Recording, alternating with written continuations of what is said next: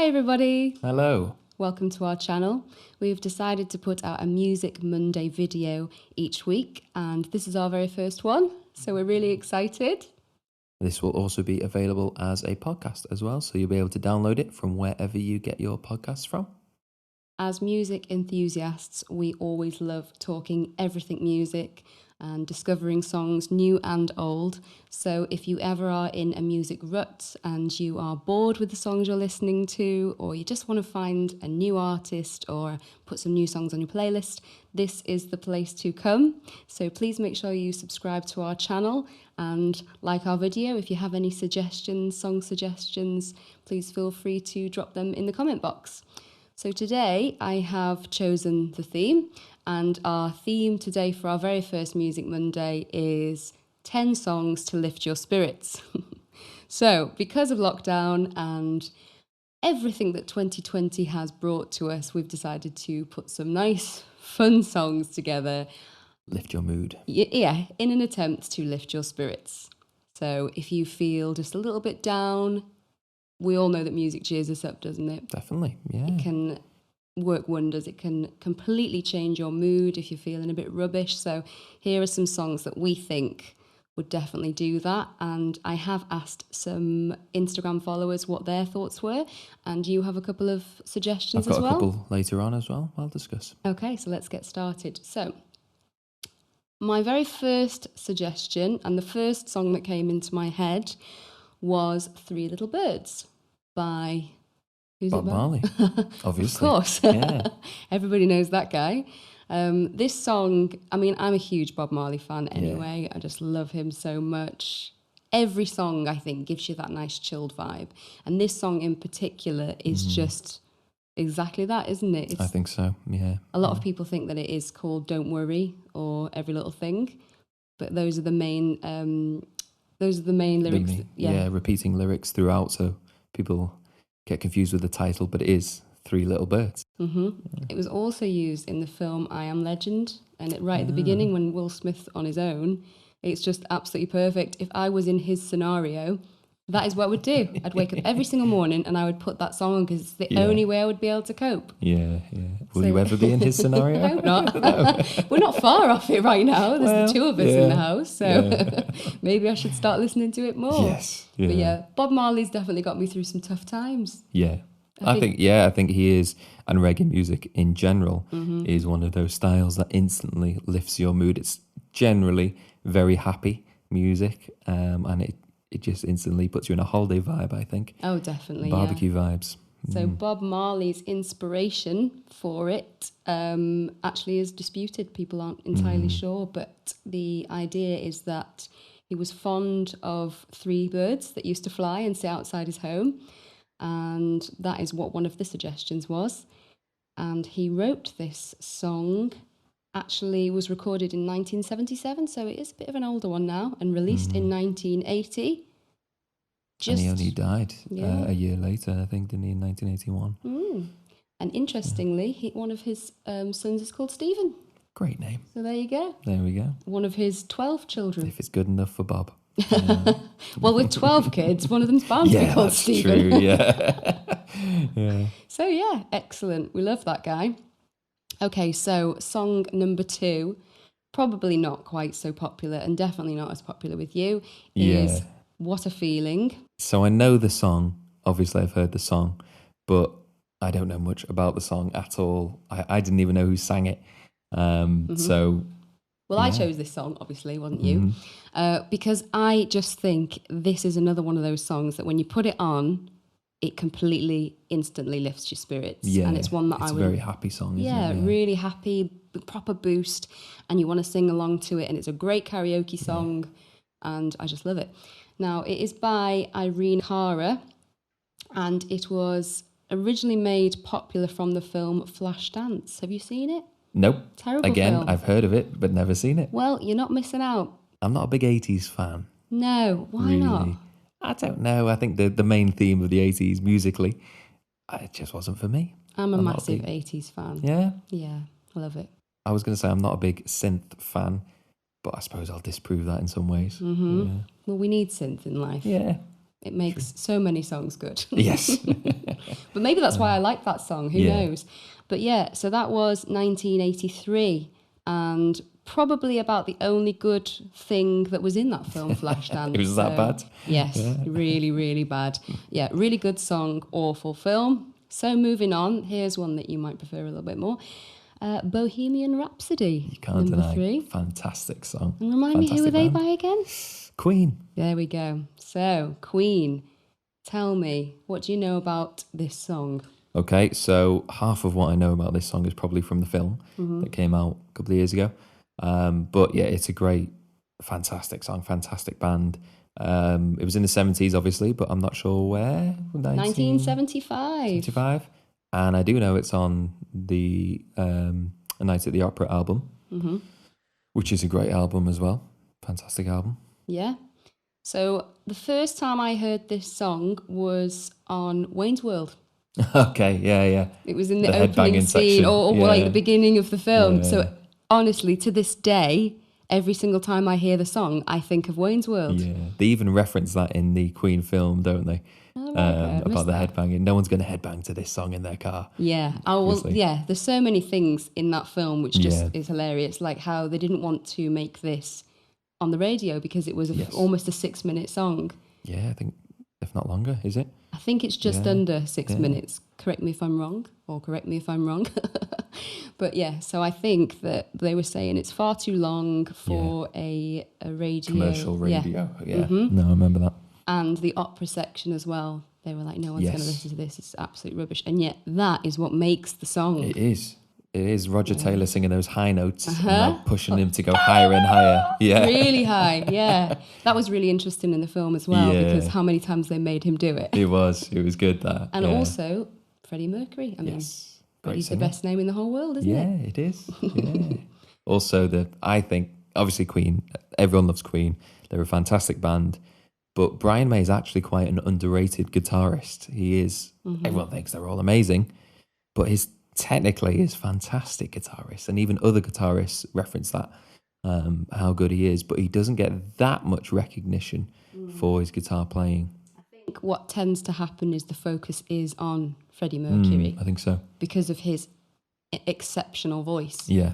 And there are YouTube videos out there of how to get that voice. And there's people that have even looked at the shape of his skull to try and see if that's what it is. What is it that makes him reach those notes? Yeah. Is it an anatomical thing or is it just a complete gift? But, no one can deny that he's got an amazing voice. Yeah. So that's kind of why he shines, I would say, in that one. Yeah, yeah. And the whole band is so talented. They all sing and harmonise fantastically. And they play their instruments brilliantly as well. They are fantastic musicians, I think. Yeah. All-round musicians, I think. Yeah, and their greatest hits album is just every single the black song. cover with the faces. Love it. Absolutely love it. So, okay, moving on to number 4. Okay, so slightly different again. This one I put in myself again was I Got a Feeling by the Black Eyed Peas. So what do we think to that song? I actually quite like this song. Again, probably not, especially back when it was released. Wasn't really my style of music that I would normally listen to. It was released in 2009. Yeah. So, yeah. But I do like this song. I think it is an upbeat, fun song that, again, lifts your spirits. Yeah, well, I mean, I was 19 when this came out, and this was like the perfect getting ready for a night out song. Yeah, yeah. It was just, this is what you would be, obviously, getting ready, getting all pumped up. That's it, yeah. All of you in that complete party mood, ready to go out and have a really good time. And I really like the Black Eyed Peas as well. I've seen them live. Yeah. Have you seen them live? No, I've not seen them. They were brilliant. Absolutely amazing. I even decided to ditch the people that I was with so that I could try and get as close to the front as possible. What a friend. Yeah. Sometimes you have to do these things. Yeah, true. You can go further on your own sometimes, especially when you're trying to, because I'm only small, I can dodge through people. And I got right to the front and Fergie sang 4 lines of a song to me. Congratulations. Yeah, it was great. Claims of fame. Well, yeah. And I really like her. I think she's got a great voice. I do think she's got a great voice and she's obviously sang with the Black Eyed Peas for years, but she's also done some singing on other people's records as well, which I think are fantastic. Yeah. probably most notably for me, was Slash's album, his first solo album. Oh yeah, she she's sang brilliant on in that, that. and she's fantastic. And there is videos out there of her singing with bands that are great. And she works voice. so well with them three. Whoever put Yeah. them together, if they, I haven't ever looked into it how they came about, but they work so well together. Yeah. When I went to see them, Timbaland was there as well. Cool. Yeah, and he was like, honestly, He's they a just great producer they as raised well. the roof. Yeah. It was brilliant, and that song was out then, so obviously I heard that live, and that was one of the ones that I think it just made the whole room bouncing. It was just. I can imagine. Yeah. Everyone gets going to that one, don't So they? so we can add that one to our list. Okay, next one, we've got Stand By Me by who? Ben E. King. Very good. Which is hard to say because it sounds like Benny King. Yeah. But yeah, it's a great song, classic song. What I like about this one is we obviously play in a lot of venues of covers to different audiences. However, this one always goes down well. However, it's a really chilled song. Yeah. But even if it's a lively night, a lively gig, this goes down really well still because everyone sings along to it. It's just those first few notes, isn't it? Like you hear those first few. Dun, dun, dun, dun, dun, dun, dun, dun, dun. And it just makes you instantly happy. It does. It really. Do you not really feel better? does. Yeah, I it's feel so better. simple, that bass line, just that walking bass line. I love it. And the chorus as well, belting that out, just really gives you a nice. I don't know. It's a happy song. Yeah. It just makes you feel happy. So that would definitely. It does. There's again, another thing about this song. There's a great anecdote about this song. Benny King wrote the song, but he originally wrote it with the intention of not recording it himself, but the Drifters he wrote it for them to record. Okay. But they passed on it for whatever reason. I bet they're kicking themselves for Very it. foolish. But they passed on it. And I think it was either that year or the next year, Ben E. King was in the studio. Back then, you used to pay by the hour almost as well. Right. You'd book it for a certain amount of time in the studio. So he went into the studio recording the album. And at the end of it, he had some spare time. So the producers said to him, "Have you got anything else you want to record?" So that wasn't even meant to be. It wasn't even going to be on the album. Spanish Harlem, I think, was the album. And he said, "Well, I got this," and played it to them, and they thought it was great. So he recorded it, and now I think that is probably his most famous song by far. Yeah, amazing. Isn't So I it bet funny? he is glad he did record it. I'll say I'm glad he did. Yeah.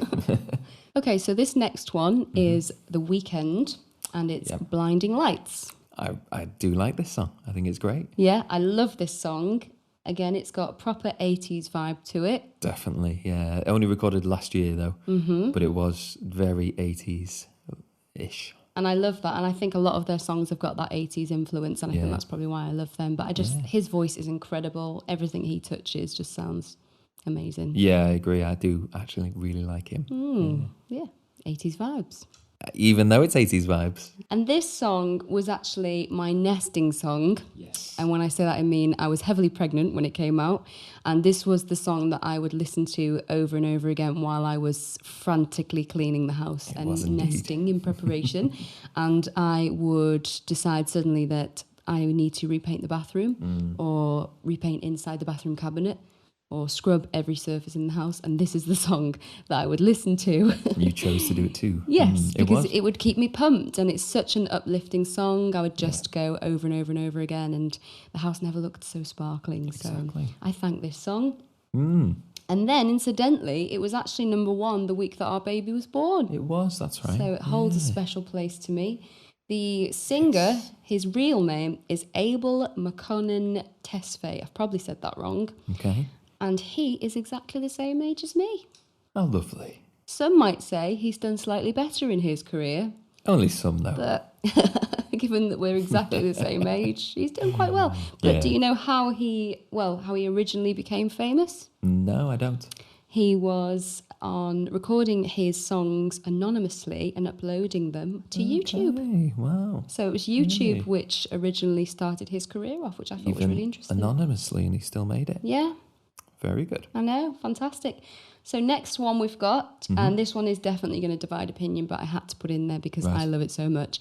And I think the people that say they don't like it are lying. Right. I defy you Okay. to put this song on and not want to dance along. And it is The Final Countdown by Europe. Europe, yes, definitely. I have to admit, I do like this song. I think it's great. Cheesy. Smack bang in the middle of the 80s, this one Yeah, is. And I very think cheesy. it's completely screams 80s. So this was Definitely. 1986 that it came out. Okay.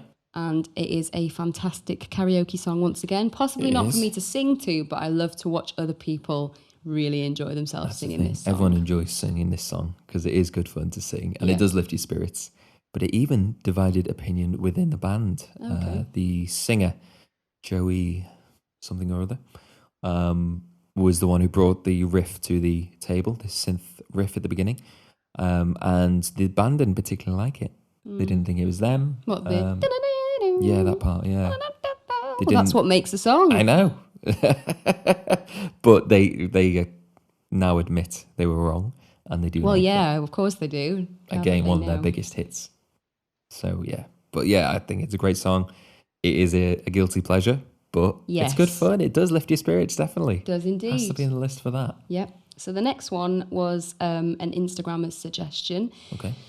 So this song I definitely agreed with, and I probably would have put it on the list anyway, but we did have it as a suggestion, and it is a great choice, and it is Proud Mary, Tina Turner. Yes, Now, I do like that.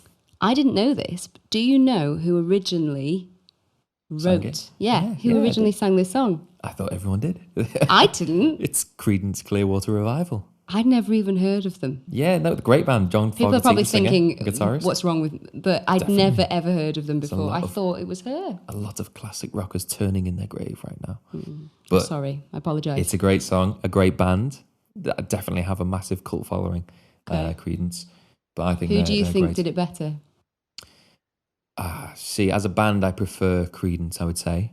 However, I do think Tina Turner's version of this song is fantastic. The brass sections that she brought into it, or her producer brought into Yeah. it, I think are fantastic. They are much more, her version rather, is much more feel good, uplifting, and that slow start, building the tempo, works amazingly well. Yeah, definitely.